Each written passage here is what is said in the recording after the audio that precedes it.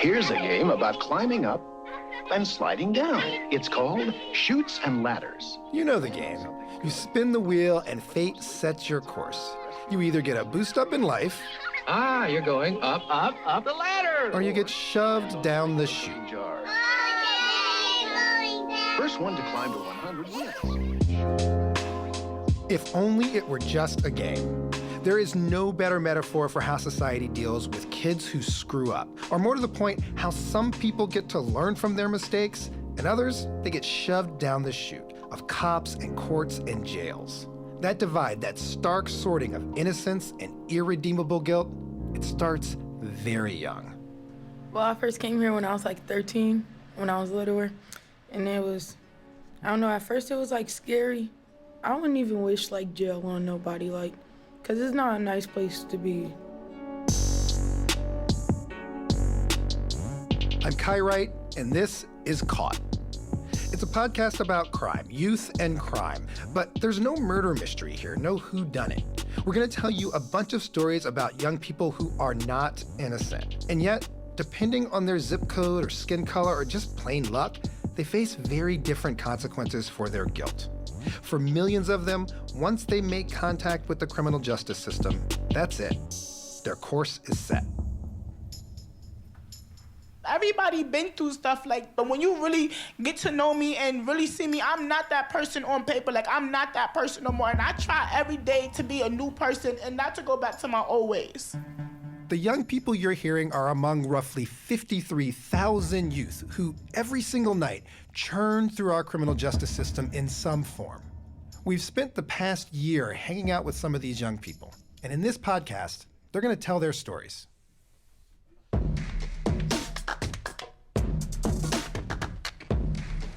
Were you there? Yeah. Why didn't you tell us last night? Because I was scared. It wasn't until after my sister left and I looked down my hands and I realized that, oh my God, what have I done? I was always getting lucky, or, things just happened to work out, or people were giving me second chances constantly. It's literally the stupidest crime that you could ever commit. I'm kind of dumbfounded now as a relatively intelligent 16-year-old that if I was choosing to commit a crime, that's the crime I would commit. America incarcerates more people than any country on the planet, and a lot of people are ready to change that fact. But first, we gotta understand that it starts young, at the moment when kids get caught, stuck in a system that will shape the rest of their lives. Every day I wake up, every time I go to sleep, I think about being locked up. I be having dreams. Yeah, what happens in the dreams?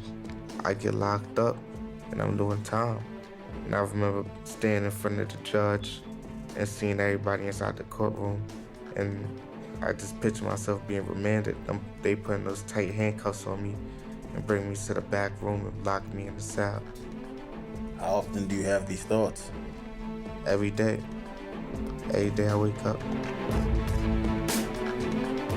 The first episode drops March 12th, so bookmark us at wnyc.org/caught and subscribe now.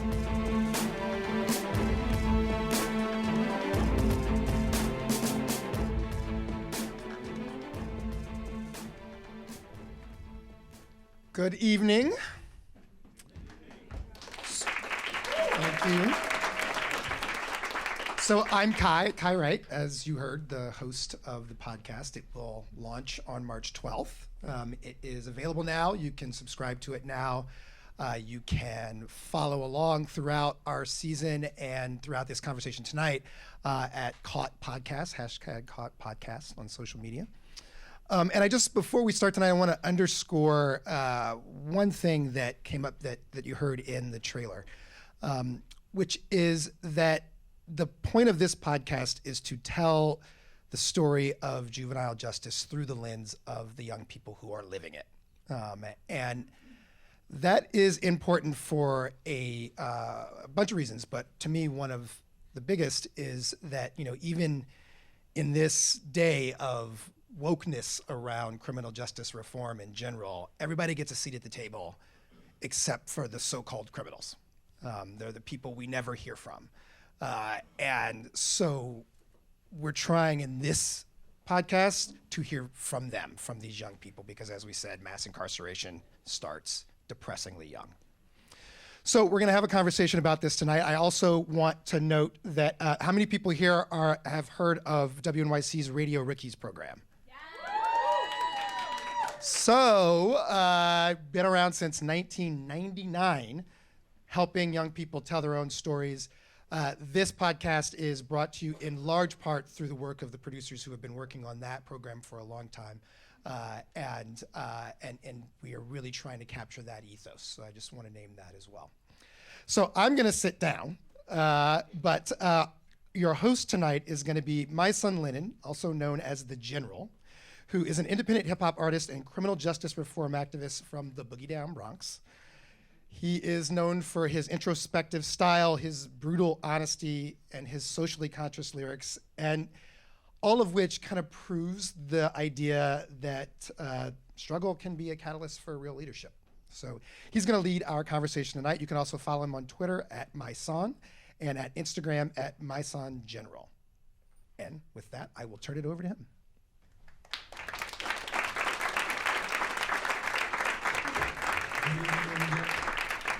You hear me? Good evening, good evening, good evening.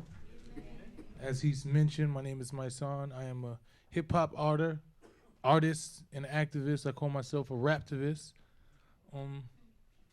This podcast is very, very much needed. And, you know, I'm very honored that I was asked to do this, being formerly incarcerated for a crime that I didn't commit, being locked up at the age of 20, doing 7 years in prison. And I'm listening to this young boy, and he's talking about his experiences and his dreams.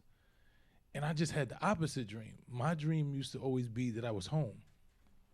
I used to wake up in the middle of the night and be scared to open my eyes because I'd be having a dream about being in my house with my mother talking to me or my sister saying, get up, shaking the bed, and I see the lights coming through. And then I always would be like, I don't want to open my eyes because it might be a dream. My hope is true.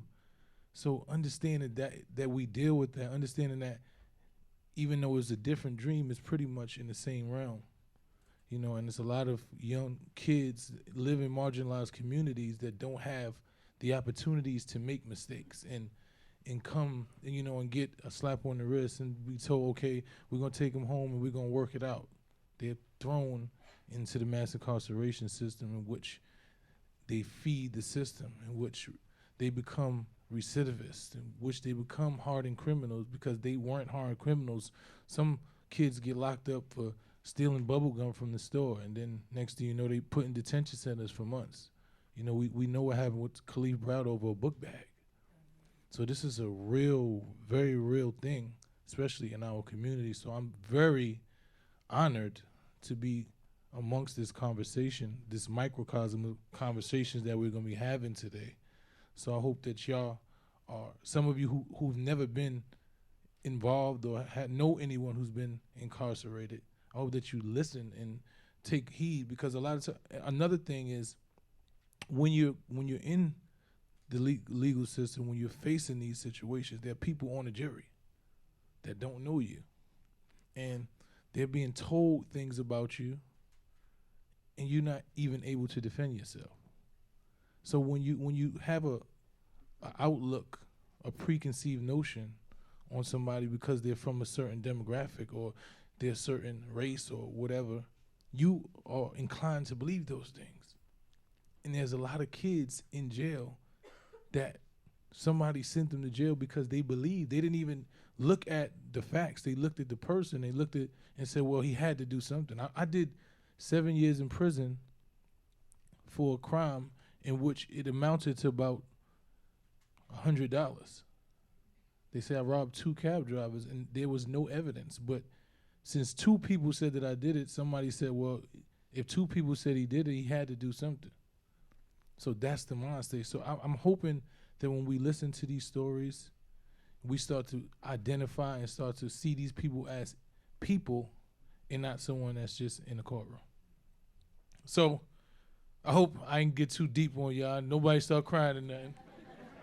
Let's lighten up. But I'm glad to be here.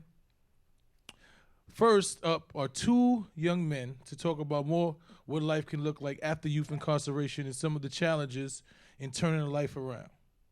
Marlon Peterson is a writer, a social justice advocate, and a host of the podcast Decarcerated, which highlights the journey of success of people who have been incarcerated.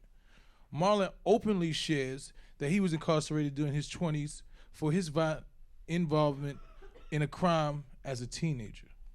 He is the co-founder of Holla, How Our Lives Link All Together, a youth empowerment program based in Brooklyn, New York, and founding program coordinator of Youth Organizing to Save Our Streets, a program designed to train teens to be anti-gun violence youth organizers in his Brooklyn hometown.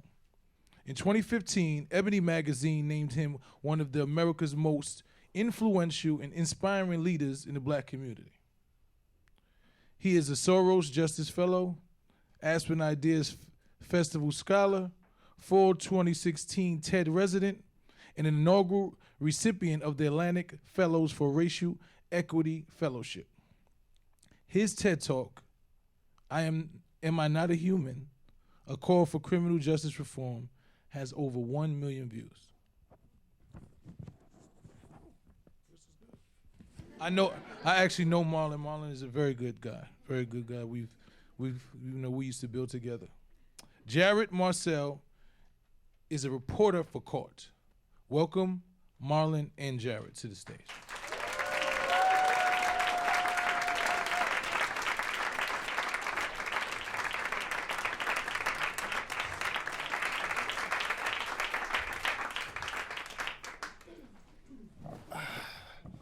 How y'all doing? What's up, everybody? Got some water here? So, Jared. Yes. So, it's the first time I got to hear the excerpt from the Court podcast, and, to hear the voices of those young folks. I'm just curious, as somebody who reported on it, what was that like? How did it feel for you to be someone to take in and digest these stories? How did it feel? I gotta say, it was.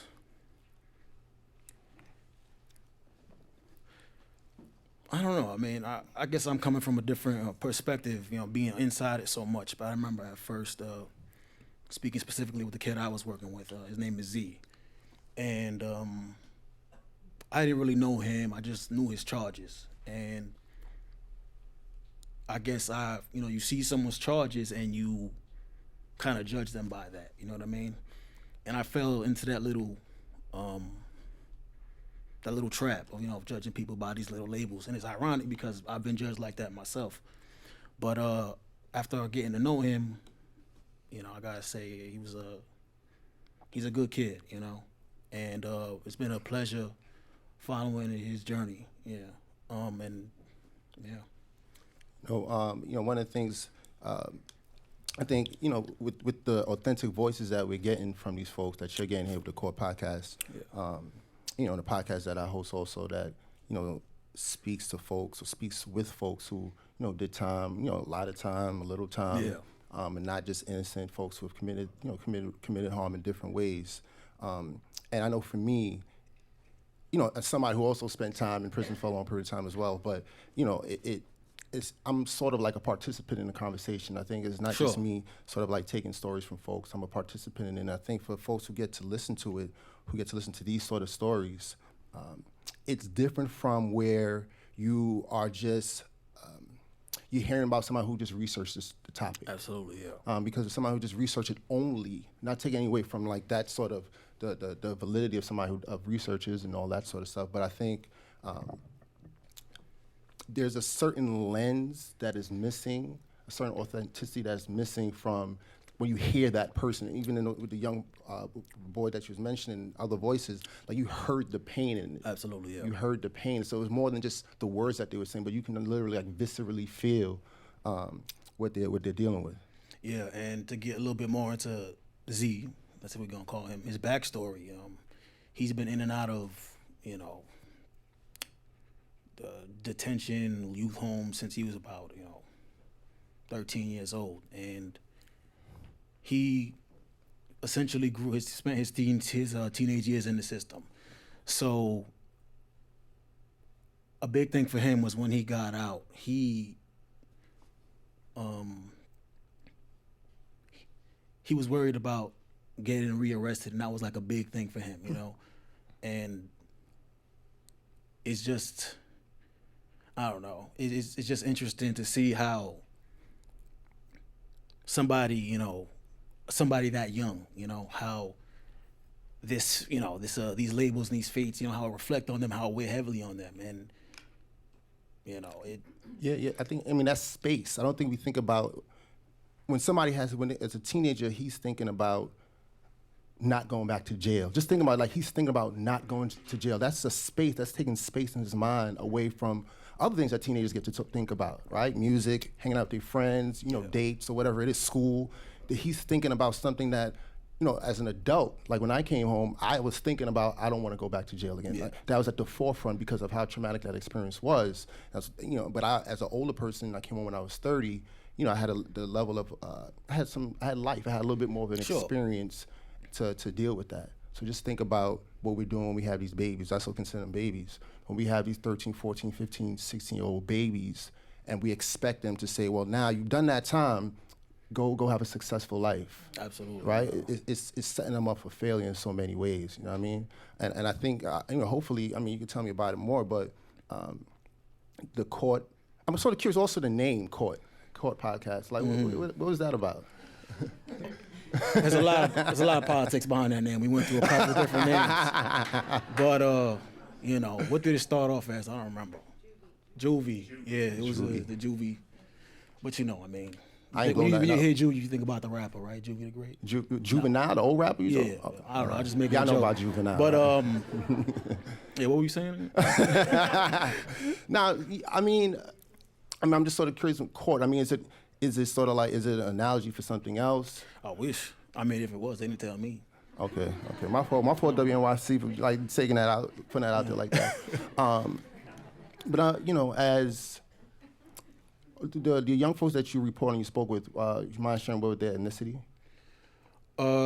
This particular brother was black. Yeah, this particular brother was black, and you know, you know, Kai opened up, but it's no surprise that many of the folks, so many young black girls and boys are disproportionately incarcerated.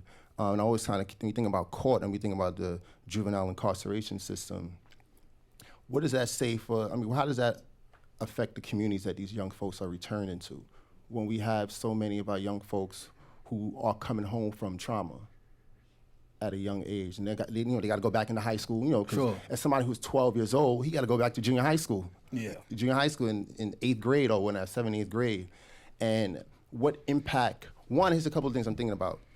You know, when as a kid, when you first go to school, you know, as a freshman in the school or the first day of school, you got crazy jitters about so many different things as a kid going to school for the first time or going back to school. Are you fresh? Girls, you know, you in style, you know what I mean? All that. Or now is your Instagram. I mean, I don't know how it is now, but but now, I mean, I'm asking. I think the power of these stories is for us to really to take these, to make these more than just issues and statistics. Absolutely. I think that's the power of these stories, because think about you know, if you have a son or daughter, niece, nephew, grandson, granddaughter, what have you. And think about when you are in conversation with them, when you're thinking about them as teenagers, as preteens. And are we as adults prepared to converse and deal with those issues that they are now dealing with, which we may not have, as an adult, you know, many parents, you know, their parents may not have been incarcerated, had anything, you know, hadn't had that experience. So, like, how are our adults equipped? Are our adults equipped to deal with this sort of trauma? And I hope, I mean, I don't know if y'all think about all this in the formation of this podcast, but I'm assuming that the impact that you want to have is one that is far beyond the statistic that says, you know, there are 50,000 people, young folks incarcerated every year. That's big. That's important to know that 50,000 young people incarcerated every year. But just think about what 50,000 babies being in jail. Every year. I think we also want to help people understand that despite these charges, you know, a lot of these, especially in my story, a lot of these, you know, these crimes that kids commit are regular things that people do. Word. You know what I mean?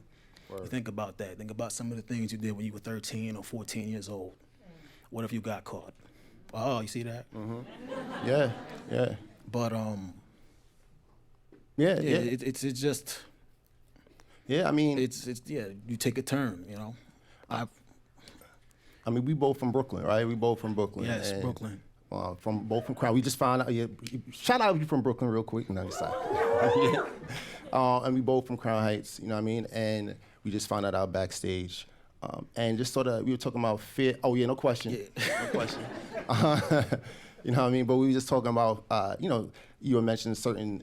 You want to call them improvements in terms of we aren't criminalizing young folks fare beaters as much as we used to. Sure, yeah. But just sort of thinking about it, that we put kids, there was a practice, there was a policy that put kids in jail for not paying a fare. Just like think about the gravity of that. Broken windows policing. You know, the logic is you punish the small crime, you punish for the smaller crimes to stop the bigger ones from happening or something like that. It's nonsense. The question is, what's the bigger crime? I don't know. It's a bigger crime. Fair beating was definitely one of the big ones. Yeah, you know, so like, is the bigger crime putting those kids in jail? Mm-hmm. Is that, because think about it, you know what the kids said, you know, and some I know I've said so many times, I wouldn't wish jail on nobody. What would make I know, but just sort of think about for the audience and those listening, for a 12 or 13-year-old to, like, he's come to that conclusion. I wouldn't wish this on nobody. Yeah. Because of whatever it is he had seen and experienced, he wouldn't wish that on anybody. Yeah. That's weight. That's like heavy. Yeah. That's also, heavy. I want to hear from you. You know, what's your take on the psychological impact of, you know, being in such a confined, small space for so long? You know, when I think about the kid Z that I worked with for the past year and a half, almost 2 years, I mean, when you think about how the teenage brain, how it's still developing, you know, it's had some significant impact on how. Okay, now. Well, it's the thing. For those, so to be explicit, I spent 10 years in prison, from 19 to 30. And you mentioned that question about the psychological effects of it. Yeah. I went as a teenager, my last teenage year. And here's the thing about it. I think this is something that we're still figuring out. I think it's something I'm still figuring out. Sure. Right? I often say that, when we're long and gone, when I'm, passed on this earth, people will be doing studies on the effects of prison on this generation of people and the brain dynamics of how that affected people, like physiologically. Because somebody, I've been home 8 years now, a little over 8 years now. And I'm thankful I've been able to do some things with my life since then. But there's still some emotional, like, residue that, that's still there, right? That I'm still discovering. And I'm thankful that, like, I have, I have people in my circle that allow me to help me to get to that place. Sure. Once again, I have the privilege of age. I'm a little bit older. I'm 38. So I have that little bit of the privilege of seeing things and experiencing things. That's hard. Yeah. Like, it's hard. Like, it's hard to think about prison. It's hard. There's sometimes I still sit back in my apartment and I think about, like, well, we can't curse, but I can't believe this happened. Yeah. Like, you forget things that was so traumatic that it became normal, that you didn't realize it was a problem. And I often think about Khalif Browder, and one of the things I think about his courage is that in telling his story, he spoke about how they starved him. And it wasn't until he said that when I was like, oh, damn, they used to do that to us too. But I didn't even think that was a problem. I thought that was just part of the bid. And you were much older than him. I was much older. I was in my early 20s in that time. So I'm like, I thought that was just part of the bid. That's just what you do. That's what happens. It's better than getting a ticket. Yeah, and think about that, how, it's just part of the bid for you. But Khalif Browder was what? He was 16 when he went in. I mean. So just think about, the difference in age and how you process those things. It's, yeah. And I hope these stories, for those get to hear it, like, we are able to connect. It's not, and here's the thing, we were saying this backstage, it's not that I hope these stories for those who have not had system involvement, not that I want you to see that people in prison are just like you, but I want you to see that you're just like people in prison. Yeah. I think that's an important thing to see that you're just like those folks in there. Because we're always trying to say that we add a level of normality to the conditions that we live in a free-ish, I'll say free-ish, in a free-ish society, and we think that, realize that many of us, many of those, because I'm one of those people who went in, but there are many folks here, same mentality as those folks who are inside, same thought process, thought about doing that thing, didn't walk on that side of the street that day, the police passed them over that day, didn't pat them down really too tough that day, they didn't stop and frisk them at their college campus. Like all those things are things where they're situational in many cases, but you were thinking just like the brother and sister inside. And you got to pass, and I'm thankful that those folks got to pass. I don't want just like young boy said, like I want to wish that on nobody. Yeah. Because when I'm gonna go back to it. That those stories, when folks hear them, I hope that they are able to connect with it in a way that they are able to see them in that kid, or see their son or daughter or grandson or granddaughter, god sister, whatever, in that kid. And how would you react? How would you respond? How would you even be able to walk down the street knowing that somebody so close to you had that experience? Yeah, and that was definitely something that we took into consideration when creating the series. And you want to make sure that you cover all sides or perspectives. You don't want a one-sided point of view. So when I say, this kid is in jail for armed robbery or whatever, the context matters also. Absolutely. You know what I mean? You can't just, see, a charge, like, what were his circumstances? Where and what conditions did this child grow up in? Was it something that could have just been, like a slap on the wrist? And, yeah. Yeah, I mean, context is important. And not only context, but, giving people the full biography.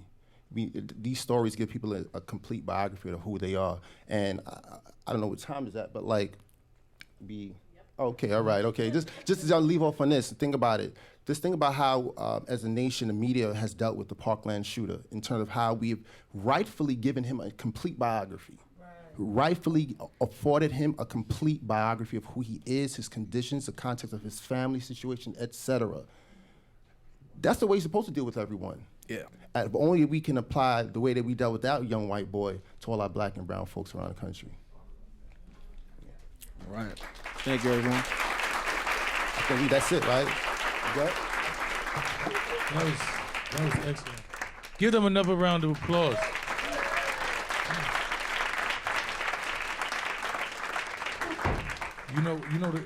The first thing that really resonated with me was when he said he had a preconceived notion. When he sat down with this young boy, he was guilty of a preconceived notion, because that's what we do. Before we know something, we judge you based on what we've heard or what somebody told us or what they showed us, rather than actually knowing the person. So that was the first thing that resonated. And then when you heard Marlon speak about understanding that there is context, understanding what these individuals are going with, the realities of the communities they come from. Poverty is a crime, and we don't understand that unless you come from a place where you don't have anything in your refrigerator, and your mother's on drugs, and you wake up in the middle of the night hungry. You don't understand that reality, and everybody says, "Oh, well, you didn't have to do that." But when you're a kid and you're 12 and 13 and 14, you don't know that you don't have to do that, because nobody's taught you don't have to do that. Self-preservation kicks in.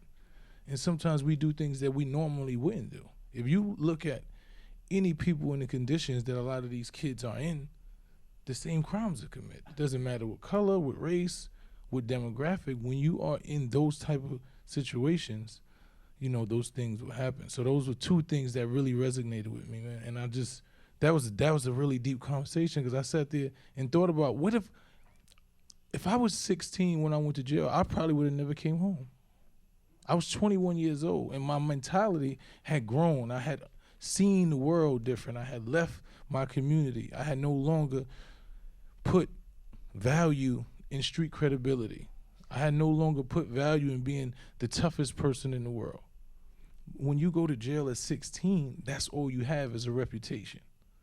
So these kids are fighting for something that means nothing. They've normalized abnormality. Things that are abnormal, we normalized. Somebody getting stabbed is a regular thing inside prison, you know? And then when you think about how they were incarcerating these young kids in solitary confinement, I think anytime you do over 60, I did about 90 days in solitary confinement for things that didn't even make sense, for 3-way phone calls. Like things that you would look at me and say, what? Because you had an extra bread when I came back from chow. You know, because you were hungry and you didn't want to starve during the night. And if you have an extra piece of bread, they give you an infraction. So these are real things. So when you think about someone being incarcerated and being inside of a smaller cell for years at a time, there's no way that you don't deal with something mental. There's no way that you don't lose something inside of that cell. And they were doing this to kids on Rikers Island and expecting them to be rehabilitated and come out and deal with reality and some type of normalcy. It's really deep. But thank you, Marlon and Jared, for that beautiful conversation, and I appreciate you. Next, we're going to delve a little deeper into the political ramifications, what it feels like in the academic and activist space to talk about juvenile justice and youth incarceration. Clint Smith is a writer, teacher, and doctoral candidate at Harvard University studying education, incarceration, and inequality. Previously, he taught high school English in Prince George's County, Maryland, where in 2013 he was named the Christian D. Sarbanes Teacher of the Year by the Maryland Humanities Council. Clint is a 2014 National Poetry Slam champion, an individual word poetry slam finalist, and author of poetry collection Counting Descent. His writings has appeared in the New Yorker, The Guardian, Boston Review, American Poetry Review, and Harvard Educational Review, and elsewhere.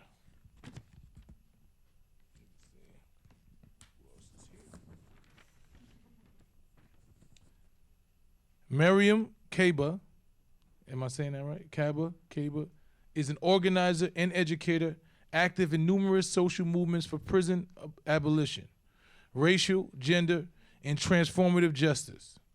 She is the founder and director of Project NIA, a grassroots organization with a vision to end youth incarceration, and a co-founder of numerous organizations including the Chicago Freedom School, Love and Protect, and most recently, Survived and Punished. Please welcome Clint Smith and Mariame Kaba to the stage.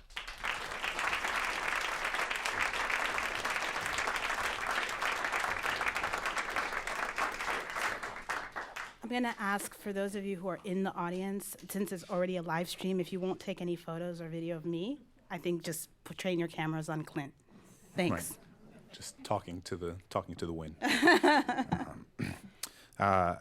So it's interesting. Part of the reason that we were brought together was to sort of talk about the nature of how we experience the conversation around incarceration and juvenile incarceration in academic spaces and activist spaces, respectively. But we were talking backstage, and I think part of what we realized is that there's a lot of overlap in the nature of the folks we're engaging in and the conversations we're having, and that they're actually in many ways not that different, that a lot of the people in my world, in my sort of ecosystem, exist both as scholars and as activists, and who sort of reject the false compartmentalization of like existing in either type of space. And I think part of what a lot of the conversation that people I know who are thinking deeply about this work are having is attempting to push back against a lot of the sort of mythology that exists around mass incarceration, and whether it be the idea of like mass incarceration will end if we just release all the nonviolent drug offenders, which we know isn't true, right? If you release every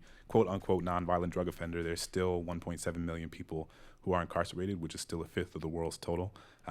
And even pushing back against the idea of what constitutes as violent or nonviolent, right? Like I think it is in our sort of mainstream political parlance, we use those distinctions as if they are sort of set, demarcated categories, when so many of the folks that we both work with know that that is not the case, right? Like that notions of, that one, we have to sort of have a broader conception of what constitutes as violence in the first place, and that even the idea of what is nonviolent and violent often used as sort of metonyms for like a good or bad prisoner, right? In the same way we use it in terms of like good and bad immigrants.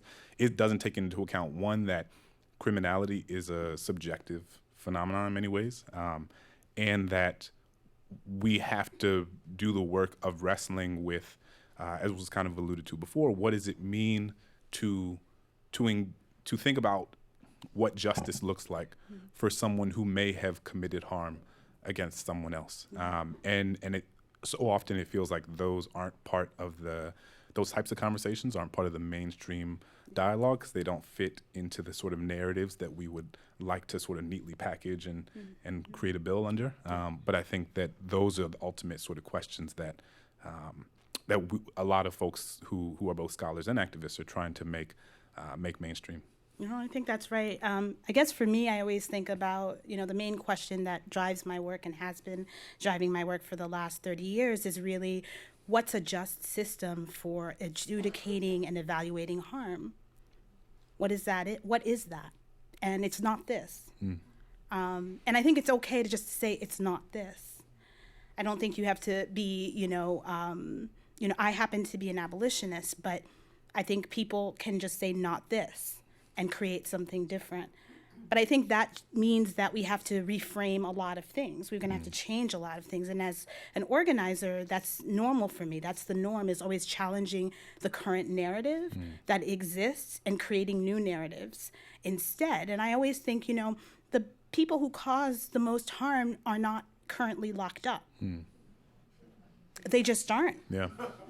They're perfectly out there in the world living life. The people who crashed the economy to the tune of $14 trillion in lost wealth for mostly people of color. Which killed people. Literally. I mean, literally. They're fine. They're in the administration currently running the world. So, I think that reframe of the narrative of what is actually violence and then what do we do about it is critically important. And it's been a big part of the work that I've been trying to push over the last few years. I wanted to also mention, coming off of what you mentioned around creating spaces where people who've caused harm can actually address it without the state being the main kind of distributor of punishment, is a reframe from punishment to accountability. And I think when we think about young people, particularly children, who are locked up, the question is, we want them to take accountability for actions they've done that may have harmed. Because really, if you went through the laws and you just decided to take out every victimless, quote, crime, a crime where there was no actual victim, we'd shrink that majorly and we decarcerate massively, right? But let's say you did cause harm to somebody. Does it make sense as a society to expect that a young person who caused harm should be accountable for that harm? Yes. Does it make sense to punish them? No. In my opinion, punishment has not worked. And it generally, for people who have children, no, it doesn't work. It causes fear.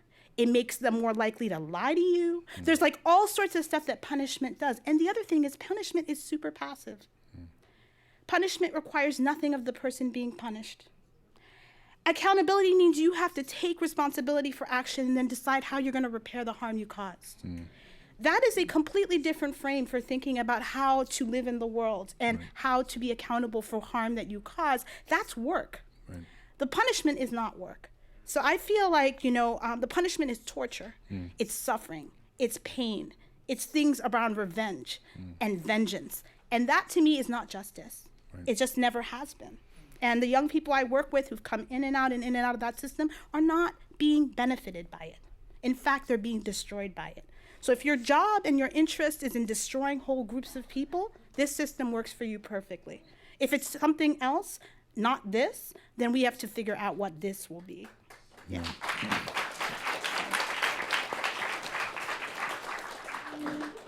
And it's interesting, you used a set or sort of vocabulary that was very explicit to speaking to the phenomena in a way that we don't often hear in the sort of mainstream discourse, right? And like you use the word torture. And I've been thinking a lot about the sort of language we use around incarceration and around like what it means to put a child in a cage. Yeah. And even for me, like I don't think that I fully came to understand it or even begin to understand it until I started working in prison. So I started teaching creative writing in prisons in Massachusetts a few years ago.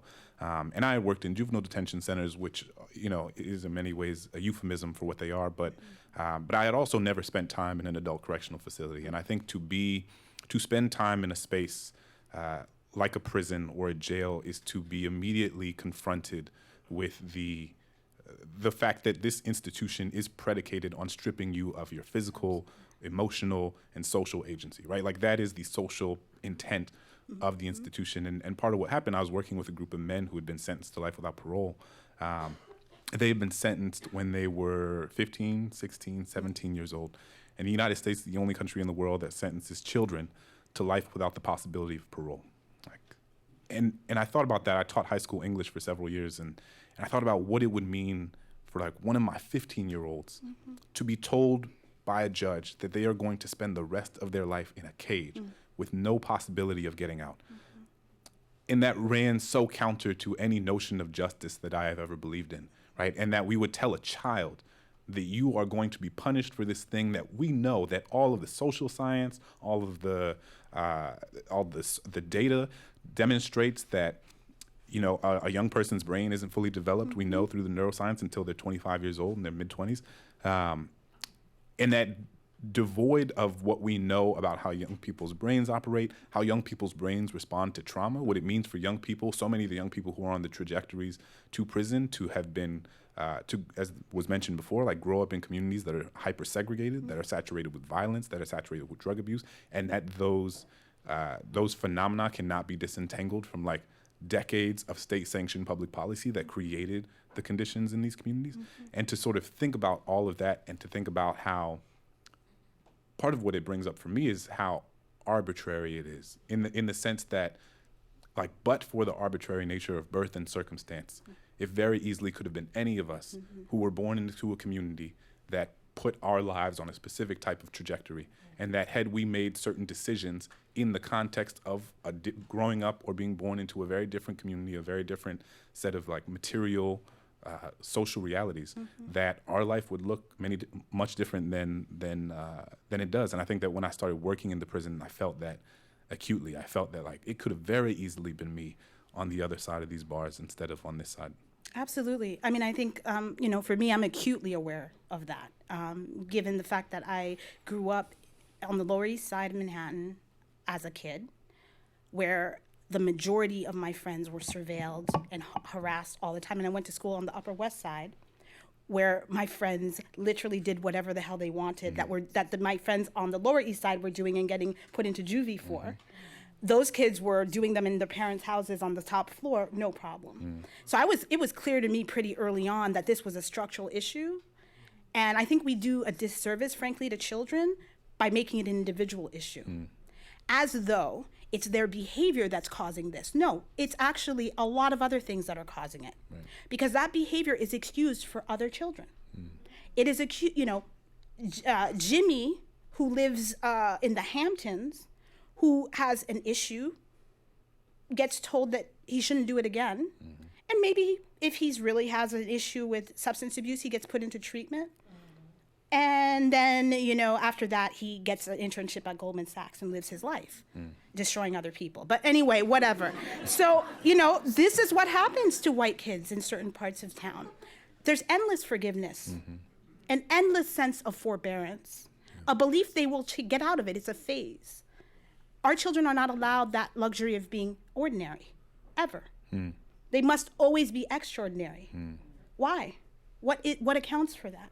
I mean, my friend Danielle Sarah says this all the time, and she says, actually, whiteness is the greatest diversionary program we have in the country.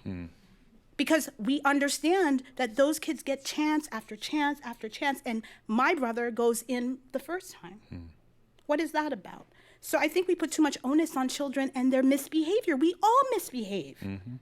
I mean, I'm around kids all the time. They cause havoc. That's what they're supposed to do. Why is that behavior criminalized? That's on us as a culture and as a society and as a structure.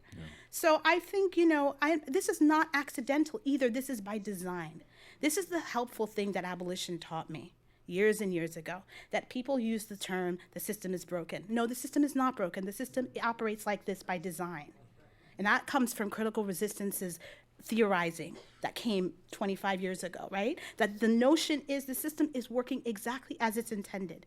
It is ruthlessly effective at doing the things it's supposed to do to particular populations. It is ruthlessly effective at incarcerating people who are supposed to be incarcerated, containing people who we want contained, destroying people who we want to destroy, and prematurely killing people we want prematurely killed. That's what this system was designed to do. It is not an accident that it's happening, right? And that is something you have to sit with very differently, because lots of liberals don't like that concept. They do not like the concept that the system was designed to actually do this work, because then you have to actually uproot the entire system. That means you have to destroy that system. You can't tinker around the edges to reform it. It must be completely and utterly destroyed, and the forces that hold it together. Right? The criminal punishment system is an apparatus of white supremacy. It was that way after emancipation. It continues to be that way today. Now, if you say that to people are very uncomfortable, because that means you have to shift a whole lot of stuff. I want you all to go down to Brooklyn Court or Manhattan District Court and sit in there for just one day. Go observe what's going on in there. It is an assembly line of black young people being put in front of white people. All the judges are white. Most of the people who are the cops sitting in there are white. The lawyers at the tables are white. And you see these black kids walking every single day like a conveyor belt, being judged by this system. And if you haven't taken the time to go there, you should go. Every single American should be in a courtroom at least once, not watching it on television as though it's some sort of spectator sport. This is the money we're paying into a system that acts in our name. It acts in our name. The juvenile life without parole, which has now been outlawed, that was in our name. They're killing people under capital punishment in your name. You're acquiescing to it. And your silence makes it even more so. So I think we've got to tell the truth to shame the devil. And I think a lot of people are not shaming the devil, are actually consorting and complying and being complicit with the devil. So that's what I have to say about that.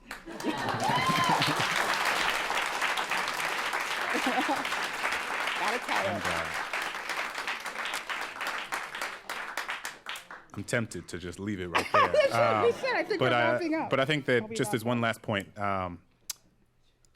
you brought up how this is not peripheral to the phenomenon of white supremacy, right? Like that this is central to what the project of white supremacy does. And you talked about how important it is. And I would echo that, that it is incredibly important. I think if you go into a courtroom and actually see what happens to young black children when, as the court goes through the sort of daily rituals as it does, it's a deeply unsettling thing. But also what we know of white supremacy is that it doesn't necessitate that the people in those positions themselves are white, right? Oftentimes the judge is white and the prosecutor is white, the public defender is white, the jury is white, whoever it is. But the mechanisms of white supremacy do not necessitate that it be an evil, bad white prosecutor who wants to sentence this black child to 40 years in prison, Yes. right? It is a system and a structure that has been set up in order to criminalize certain bodies, to criminalize certain lives, and to not do so for others, and that is irrespective of the racial sort of composition of the actors. Exactly. Absolutely. And I think that that's and I think we saw that in Baltimore in many ways, most clearly, and in many ways that are deeply complicated that we have to reckon with. Like, what does it mean that many of those cops who killed Freddie Gray were black? That's right. Right? That's right. And that, and the you know, prosecutor, black woman. Yeah. Yeah, representation is definitely not enough. Right. Yeah. All right, y'all. Thank you.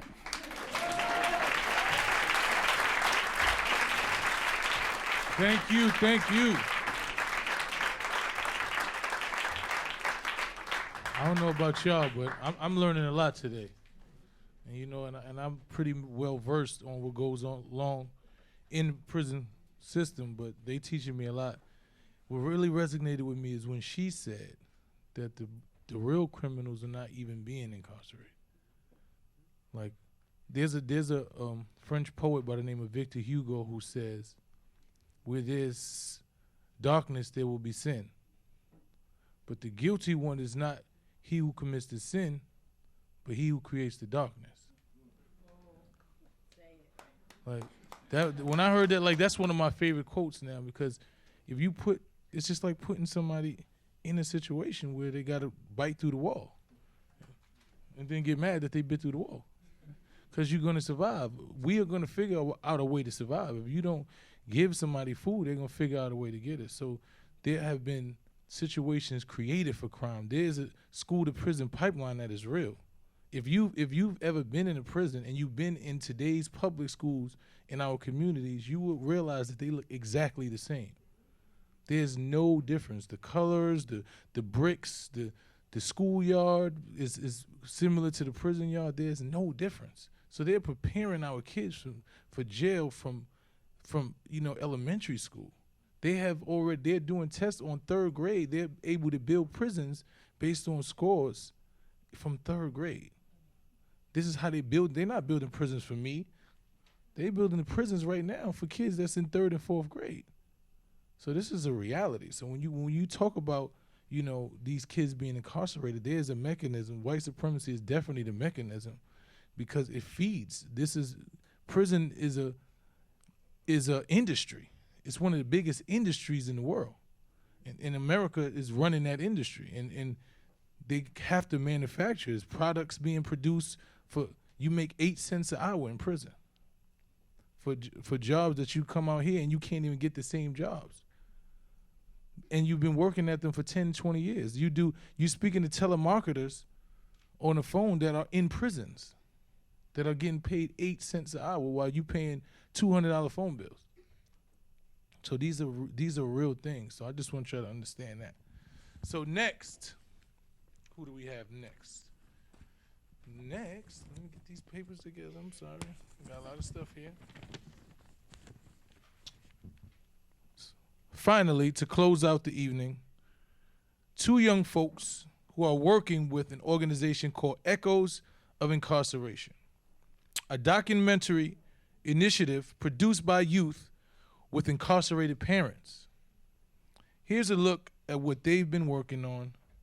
Throw up the clip. All right, so you don't remember walking up to the store? Absolutely not. Okay. This is me returning to the scene of the crime. See, I stole from the store when I was 6. My brother was 12 at the time, and he and his friends wanted a can of silly string and decided to shoplift it. I came along. It was really to just be down with the crowd, I guess. Because I remember thinking, like, she's gonna mess this up. Like, she's gonna get us in trouble. She coughs, she can't run. Like, this was a bad idea. Like, Yeah, as it turned out, I did mess it up. As soon as we got home, I told our mom. I got upstairs and my mom was like, I know what you did. She told me, and I'm like, you're such a big mouth. I can't take you anywhere. When most people hear this story, they would forgive me, not just for being a tattletale, but for breaking the law. After all, I was just 6. I didn't know any better. When we get a little older, we stop doing foolish things, don't we? What's the worst thing you may have done as a teen? Trespassing, maybe a little bit of vandalism. I went to steal hair clipper from H&M. I might have also influenced some people to do that too, I guess. My crew hit the streets to see just how foolish was the average citizen. It turns out, pretty foolish. We tipped over a porta potty once. We one time forked a lawn of this high school. Okay, we had to look that one up. Apparently, this is forking a lawn. I drank too much a bunch of times, and I even remember, driving probably when I shouldn't have. So apparently, we don't stop doing stupid stuff at 6. But there's clearly a point when our thinking starts to change. Is your thinking the same today as it was when you were a teen? Absolutely not. They call it growing up for a reason. No, of course not, because you act so much more out of an impulse or driven by your emotion. I would never drink and drive now. I think at that time in your life, that's I don't want to say expected, but as a youth, you often do that. Yeah. So when does that change happen? When are we no longer silly kids who made a mistake? And at what age do we stop being forgiven? Ooh. And we're gonna have a conversation with Linda and Jalen. Can y'all please come to the stage? We want to talk about this. What age do you stop being forgiven? Where are they? Jalen and Linda are not here.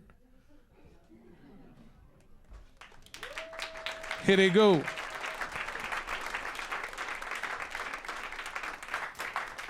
Welcome them to the stage. Have a seat. We're gonna have a little conversation. So 6 years old. You said what it was, a silly string, you said? Yeah. And with your brother, he's, and you told on him. That's usually what sisters do anyway. That's how, but when you look at that, it seems so innocent. There are a lot of individuals that are incarcerated for things that they thought were innocent at a young age, and somebody told them it was the biggest crime, because where you're from. I remember I was on a basketball team in high school, and we all used to go by the little stand, the stand outside where they sell the gums and the thing, and we all was like, yeah, we just gonna grab a piece of gum, and we ran, and I was the only one that got caught. And I remember sitting inside a cell all night. I was 13. I was 14. I was a freshman in high school, and I was sat in the cell all night with drug addicts and people that looked like they were hardened criminals, and I was scared to death. And then they let me out the next day. I had to go to court for almost 6 or 7 months before they gave me a probation of I think it was 2 years probation for stealing gum. 25-cent gum.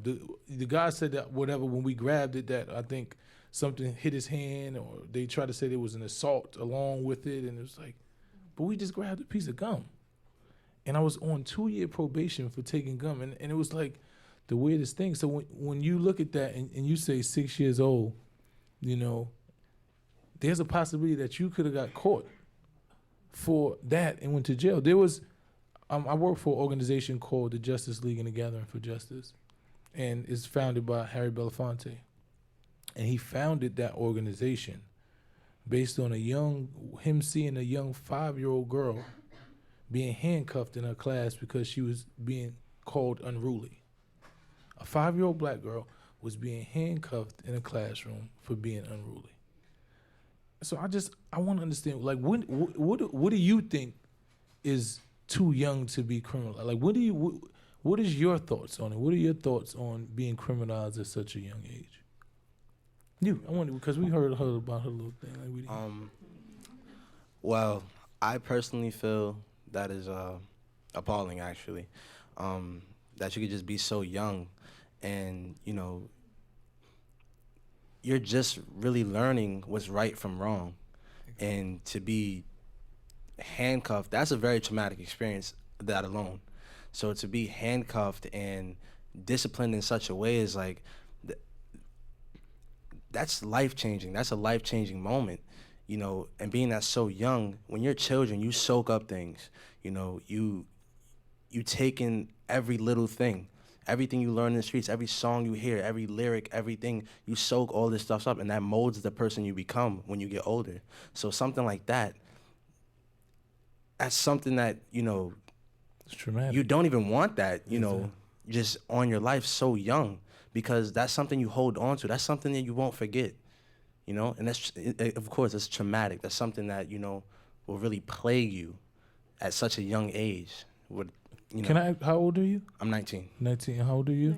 19 years old. So, what made y'all say that we want to create this documentary? What was the driving force behind it? So we see in our community a lot of young people, they get arrested. I know personally a lot of people who's been in the juvenile center or has been incarcerated or went to Rikers. And it's just crazy because when I know I have a friend and he came out, he did 6 months for I guess a gun charge, and now it's really hard for him to get a job. So what is he gonna do? He's in the streets getting his money because that's the only way he can afford to eat, to take public transportation and stuff like that. So I see that and I'm just like, it's ridiculous. You're so young, you still have a lot of time. You still have a whole life ahead of you to change your life. You know what I'm saying? So that's just like, it's ridiculous. So we decided to do the film. I guess it came off of my story, what I told, and just like seeing how even though we turn 18 or we're 21, I feel like we're still learning through life experiences and we're just still navigating what we want to be and what are we doing, and we all make mistakes. So I feel like they shouldn't put an age on, okay, if you're this age, that's it, you're an adult. And then, you know what I'm saying? Like, that's it.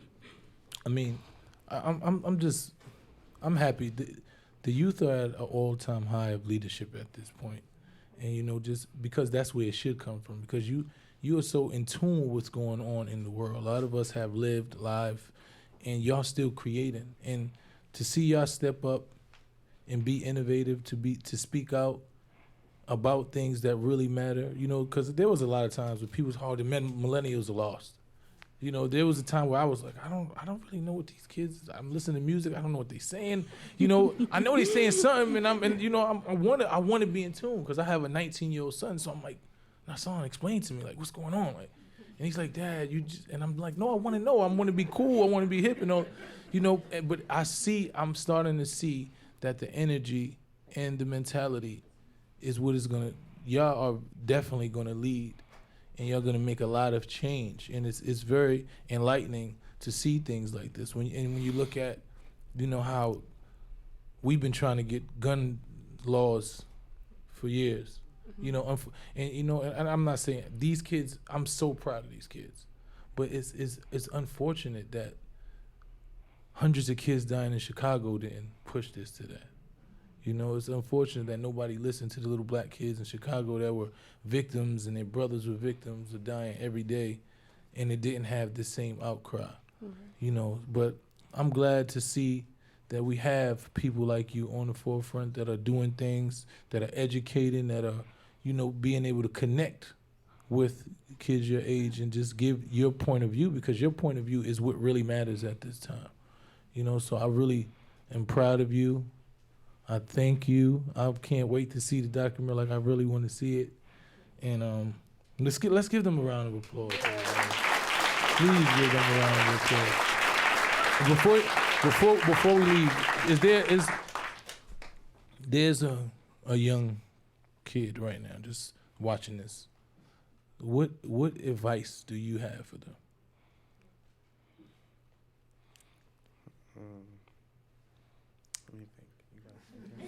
No, I'm gonna give two different questions. Okay.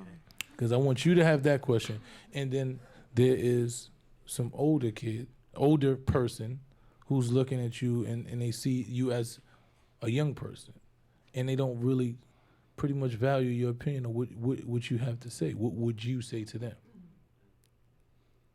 So, yeah, whoever want to go first. You can answer the first question. I know I put you on the spot because I was like, let me give him a question. Good one. Okay. I'm for the younger person. You're for the younger person. Okay. That's your age. Yeah. You talking to him and you giving him some advice about life, about what you've seen, what you've dealt with, just anything, something that's gonna motivate them and push them? I would basically tell them something that I had to learn personally through my journey. Acceptance isn't always the key. Me personally, I never felt accepted growing up. I always felt, I kind of was the outcast, being that I was very creative. I was wanted to do other things. So I never felt accepted in the in crowd. So what I would do is I would act out. I'd become the class clown. I would do crazy things to make the girls laugh. I would, just be that wild kid, to feel accepted. And doing that led me into a lot of other consequences, a lot of problems. So my advice to them is acceptance isn't always the key. Sometimes you have to stand out. Sometimes you have to be a leader instead of a follower. Ooh. So. Amen. Let's get it done. That's really good advice. That was good. I guess my advice to someone older would be just remember when you were young, because you were young once, and yes, you were. And just just know that teens, we're still growing up, we're still making mistakes, and I feel like everyone deserves a second chance, and to be forgiven, and any mistakes that were made doesn't define you. There's always room for change. Give her a round of applause. I'm about to throw. Hello, you hear me? I have this piece that I wrote, and I felt moved to say it in this space based on what we're doing here, and it's called "I Know Why the Caged Bird Sings." I know why the caged bird sings, because it's harder to yell. Although he's trapped when he sings, he moves farther from hell. He's a father whose family struggle was ripped apart by a cell. His songs tell a story most authors wouldn't bother to tell. He sings and he sings because his wings have been clipped, and his cries have been disguised by melodies from his lips. Forever he has been stripped from being able to fly. So now his songs must soar through the sky and find a way through the sky. The caged bird sings because he's pleading to God to set him free from the cage. If we could see in his heart, we see the hurt and the pain. You see he's searching his brain for the meaning and the suffering. He feels so cursed but remains singing his song and humming his tunes. His beautiful sound somehow covers his wounds. So one would assume his songs come from joy. But how wrong. Every song he sings covers his void to avoid breaking down. He just keeps making sounds. He just keeps humming his beautiful melodies to the clouds, praying that the rain falls down so the drops could hide all of the tears. If he just keeps on singing, it would hide all of his fears. Behind bars all these years, while his peers glide through skies, deprived of his freedom, he asks why, but won't cry. Instead, he sings another song as we sing and hum along. And because we see him sing, we don't think there's nothing wrong, but he's locked in a cage when his nature is to soar. Inside, he's crying like a lion who's been stripped of his roar. But the more that he sings, it gives him freedom, makes him feel strong. Because you can cage a bird, but you can't change his song. That's why the caged bird sings.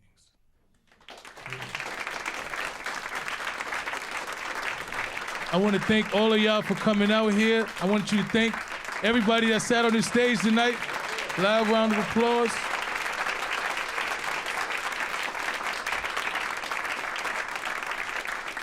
I hope you didn't just sit in the audience and I hope you really took something home. I hope you are able to identify and now when you look at people who are incarcerated, who are formerly incarcerated, you realize that they are just like us, that they are human beings who've made mistakes, and some who've made mistakes that should have never been in jail, some who made the same mistakes that you made but wasn't privy enough to get a second chance.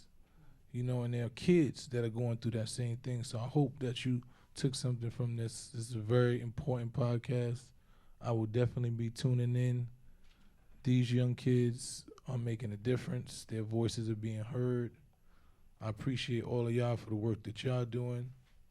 And thank you for coming out. God bless you. Good night.